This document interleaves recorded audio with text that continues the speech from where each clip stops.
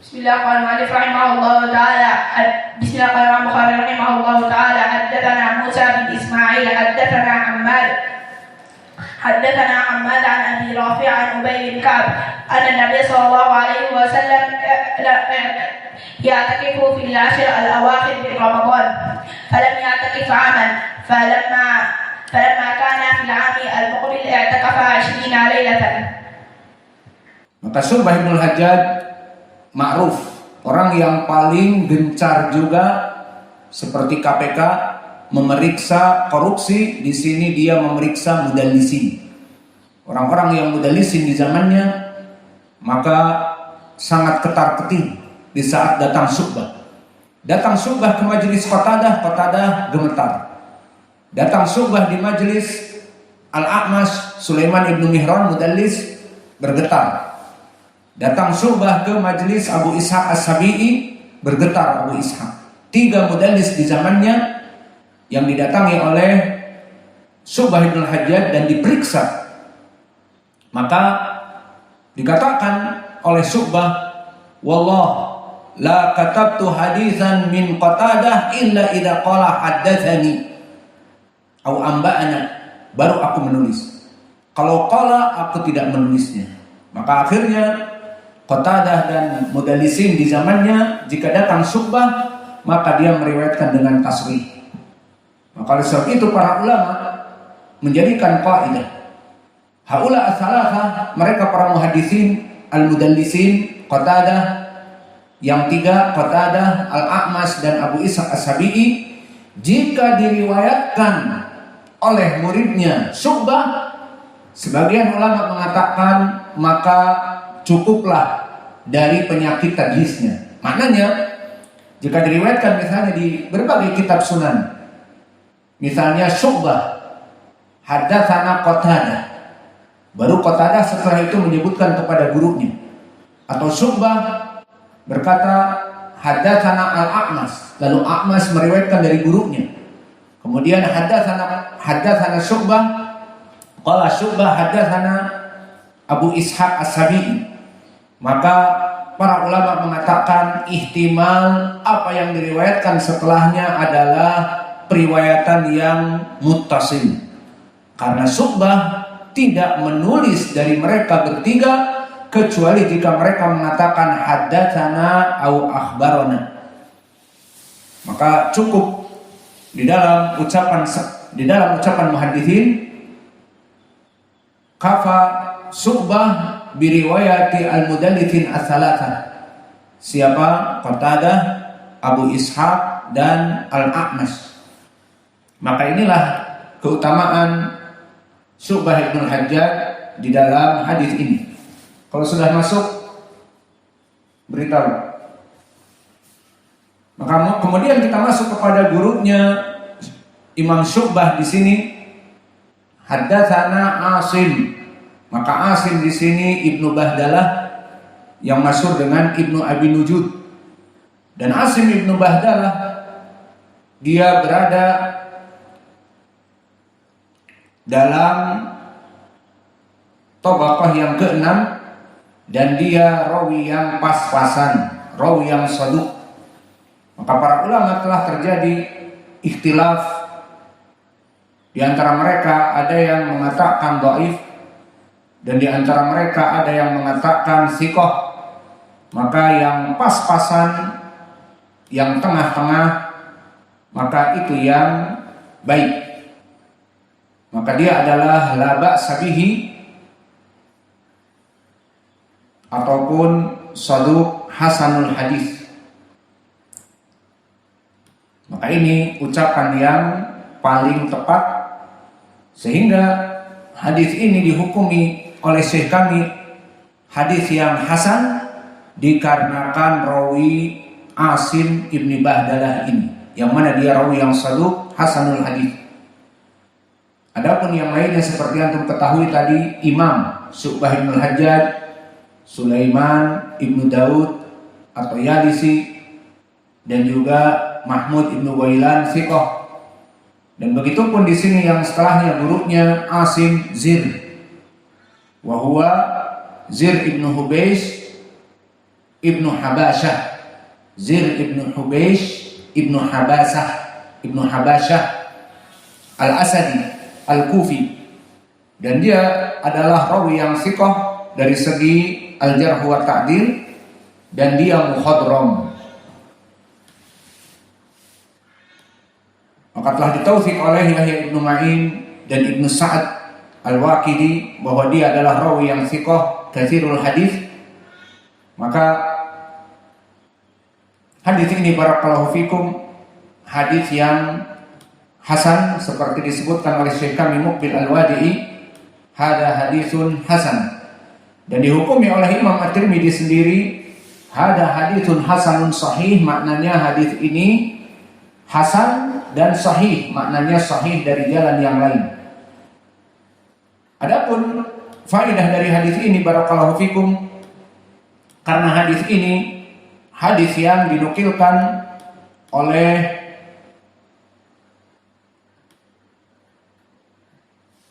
Ubay ibnu Ka'ab dari banyak lafaz, maka hadis ini banyak masuk kepada berbagai bab.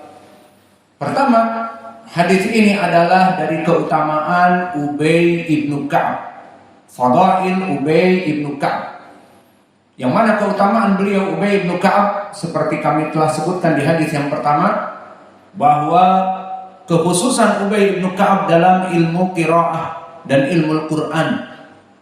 Di antaranya hadis ini, innallaha amarani an aqra'a 'alaikal Qur'an, bahwa Allah memerintahkan aku untuk mentasmi Quran yang didatangkan Jibril kepadaku, kepada kamu wahai Ubay ibnu Ka'ab.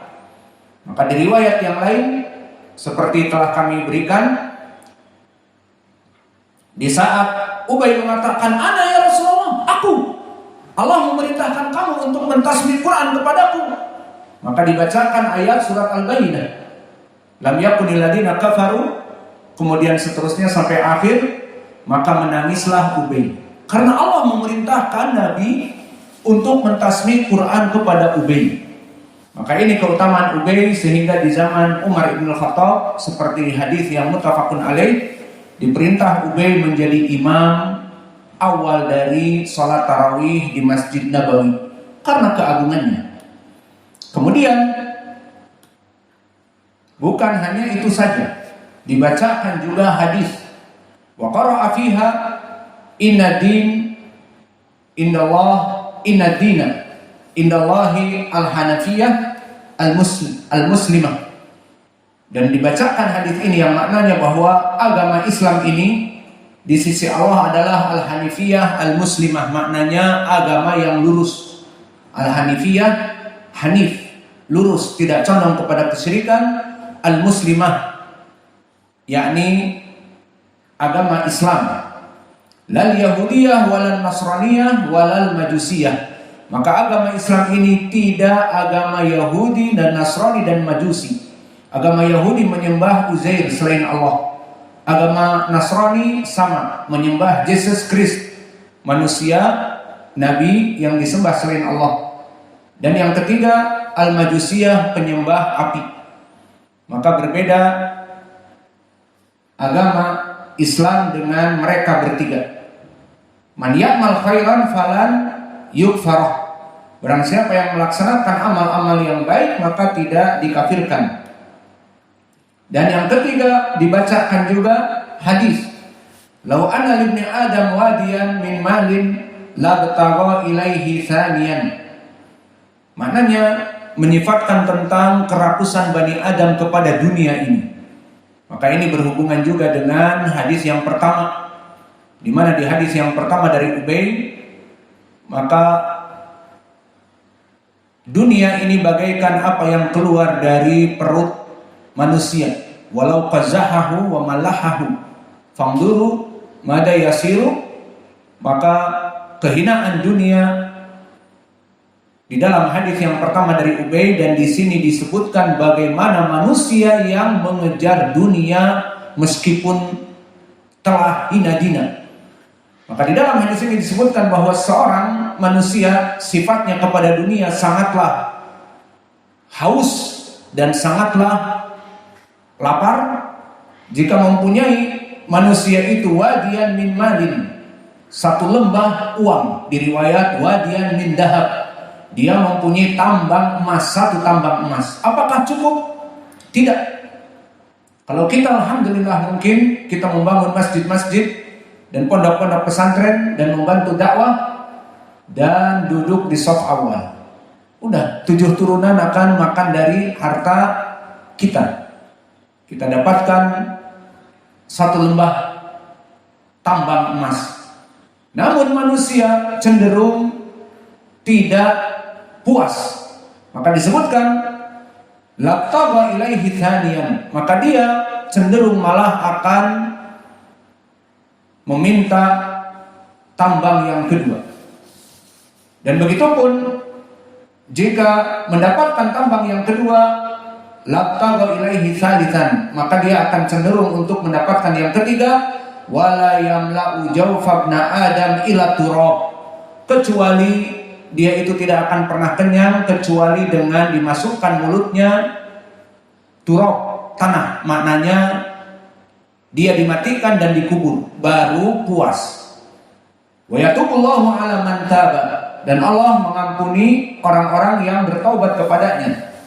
Maka di dalam hadis fi fawaid katsirah, faedah yang pertama fi hadzal hadis adalah keutamaan fadail Ubay ibn Ka'ab, min fadail Ubay ibn Ka'ab, di mana Allah amarani an aqra'a 'alaikal Qur'an. Wa amru tsani, perkara yang kedua, keutamaan agama Islam. Agama Islam, agama al-Hanifiyah al-Muslimah. Laisa al-Yahudiyah wala Nasraniyah wala Majusiyah, yang mengajak kepada penyembahan Yesus Kristus, penyembahan Uzair, penyembahan api, maka tidaklah agama ini itu. Dan fadilah dan faedah yang bisa kita ambil dari hadis ini juga tentang khobar dari Nabi bagaimana tomaknya manusia kepada dunia ini. Maka jika manusia mempunyai satu lembah emas, dia menginginkan yang kedua. Dan jika mempunyai yang kedua, menginginkan yang ketiga. Terus menerus, tidak akan pernah kenyang sampai dia itu disumpal mulutnya dengan at-turab, baru dia kenyang. Dan faedah yang keberapa? Keempat, kelima dari hadis ini, fa innallaha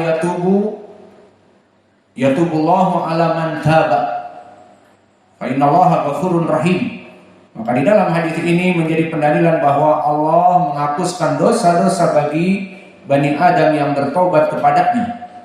Fa qala fil hadis akhar, diriwayatkan oleh Imam At-Tirmidzi min tariq Ali ibn Man Al-Bahili, Ali ibn Mas'adah Al-Bahili, an Qatadah an Anas, qala Rasulullah sallallahu alaihi wa ala alihi wasallam, kullu ibn Adam khata' wa khairul khata'ina at-tawwabun. Seluruh Bani Adam itu tidak pernah lekang dari dosa, selalu berbuat dosa. Walakin qala ta'ala atau qala Rasulullah, wa khairul khata'ina at-tawwabun, sebaik-baiknya orang yang berdosa yang cepat bertobat. Dan fawaid hadal hadis, yatubullah ala man taba. Maka mungkin ini yang bisa kita berikan. Wa naktafi ila huna wa jazakumullah